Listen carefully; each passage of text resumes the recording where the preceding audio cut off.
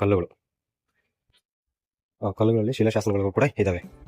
So ಇನ್ನೊಂದು ಇದರಲ್ಲಿ ಏನಪ್ಪ ವಿಶೇಷತೆ ಅಂದರೆ ಈ ಥರ ಪ್ರತಿಯೊಂದು ಶಿವಲಿಂಗ ಕೂಡ ಇದೆ. ಸೊ ಆಗಿನ ಕಾಲದಲ್ಲಿ ಜಿಂಕೆ ಹೆಂಗಿತ್ತು ಅನ್ನೋ ಥರ. ಸೊ ಈ ಥರ ತುಂಬ ವೆರೈಟಿಗಳೆಲ್ಲ ಇದ್ದಾವೆ. ಸೊ ಇಲ್ಲಿ ನೋಡಿ, ಇಲ್ಲಿ ಬೆಳ್ಳಿದಿದು. ಸೊ ಈ ಥರ ತುಂಬ ಡಿಫ್ರೆಂಟ್ಗಳೆಲ್ಲ ಇದ್ದಾವೆ. ಬೆಳ್ಳಿದ ನವಿಲು. ಸೊ ಇಲ್ಲೇನಿದೆ, ಬೆಳ್ಳಿದು ನಂದಿ ವಿಗ್ರಹ. ಸೊ ಈ ಥರ ಡಿಫ್ರೆಂಟ್ಗಳಿದೆ ನೋಡಿ. ಬೆಳ್ಳಿದು ಆನೆ.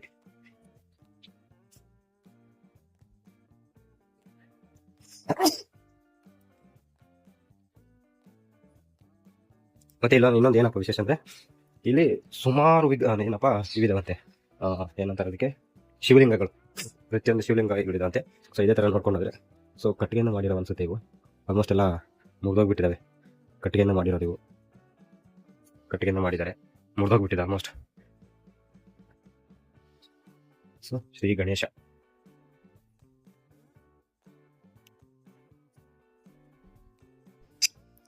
ಇಲ್ಲಿ ಸುಮಾರು 250ಕ್ಕೂ ಹೆಚ್ಚು ಶಿವಲಿಂಗ ವಿಗ್ರಹಗಳನ್ನು ನಾವಿಲ್ಲಿ ಕಾಣಬಹುದು. ಪ್ರತಿಯೊಂದು ಶಿವಲಿಂಗದ ಒಂದೊಂದು ಥರ ಡಿಫ್ರೆಂಟ್ ಆಗಿದೆ. ನೀವು ನೋಡ್ಬೋದು, ಮುಂದೆ ತೋರಿಸಿ ನೋಡಿ ಎಷ್ಟೊಂದು ವಿಗ್ರಹಗಳಿದಾವೆ ಅಂದರೆ. ಆ ಥರ ಶಿವಲಿಂಗಗಳನ್ನು ನಾವು ತುಂಬ ಅಂತಲೇ ನೋಡಬಹುದು. ಎಷ್ಟೊಂದಿದಾವೆ ಅಂದರೆ ಸುಮಾರು 250 ಜಾಸ್ತಿನೇ ಇದ್ದಾವೆ. ಥರ ಒಂದೊಂದು ಥರ ಡಿಫ್ರೆಂಟ್ ಆಗಿದೆ. ಒಂದು ಸಣ್ಣದು, ಒಂದು ದೊಡ್ಡದು. ನೋಡಿ, ಇದು ಸಣ್ಣದಾದರೆ ಇದಕ್ಕಿಂತ ಒಂದು ಸ್ವಲ್ಪ ದೊಡ್ಡದು.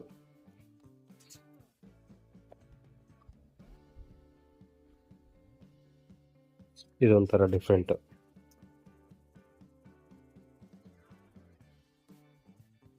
ಸೊ ಈ ಥರ ಲೈನ್ ಪೂರ್ತಿ ಇವಿದಾವೆ ನೋಡಿ. ಆಗಿನ ಕಾಲದಲ್ಲಿ ಕಲರ್ ಪೇಂಟಿಂಗು,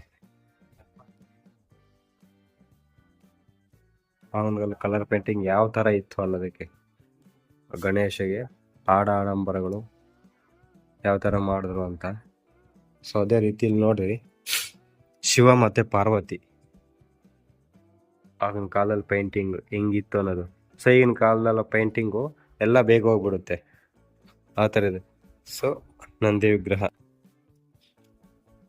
ಬ್ಯಾಕ್ ಸೈಡ್, ಈ ಬ್ಯಾಕ್ ಸೈಡ್ ಇರೋದೆ ನಮಗಿದು. ಮತ್ತೆ ಇನ್ನೊಂದು ಏನಪ್ಪ ಅಂದರೆ, ಯಾವುದೇ ಶಿವಲಿಂಗ ತಗೊಂಡ್ರು, ಯಾವುದೇ ಶಿವಲಿಂಗ ಅಲ್ಲಿ ಅಭಿಷೇಕ ಮಾಡಿದಂತಹ ನೀರು ಒಂದು ಪರ್ಟಿಕ್ಯುಲರ್ ಒಂದು ಕಾಲುವೆ ಪ್ರಕಾರ ಹೋಗುತ್ತೆ ನೋಡಿ. ಈ ಥರ ಟೆಕ್ನಾಲಜಿ ಕೂಡ ಆಗಿನ ಕಾಲದಲ್ಲೇ ಇತ್ತು ನೋಡಿ. ಸೊ ಇದೆಲ್ಲ ಏನೋ ಇದೆಯೋ. ಸೊ ಇಲ್ಲಿ